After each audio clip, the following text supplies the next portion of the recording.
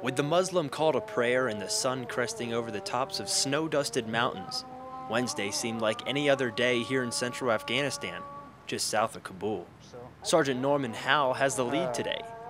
Just go in there and do the whole shaking hands, and we'll get out there and do the prac-at for the classes that we did yesterday. The Texas native is part of a Marine Embedded Training Team, or ETT. They're in charge of mentoring this group of Afghan National Army soldiers, and we're about to kick off the day's training when everything changed. The Taliban have told that they were responsible.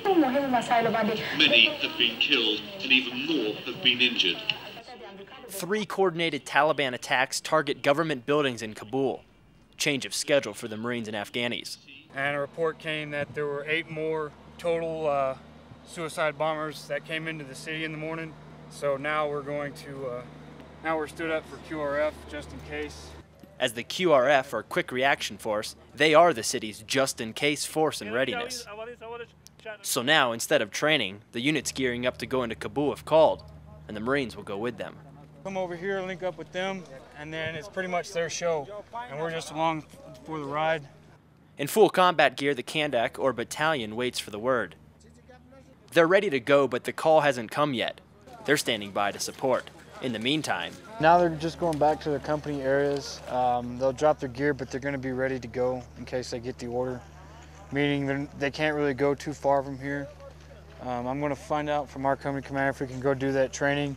As an infantryman, Hal knows there's always time for training.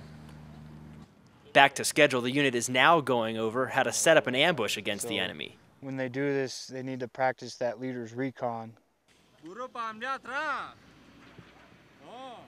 They'll use this training soon when they push forward to the fight. So the ambush training is done for the day, and the unit wasn't called for the Quick Reaction Force in response to the Kabul suicide bombings. Had they received that call to mount up, Sergeant Howell and the rest of the embedded training team were ready to follow the unit into whatever was needed. According to the Interior Minister, roughly 20 people died and more than 35 people were injured in the coordinated attacks. Sergeant Howell and his Afghani counterparts know it's only a matter of time before it's their turn to take toward the fight in support of this country. Sergeant Jeremy Vought reporting from South Kabul, central Afghanistan.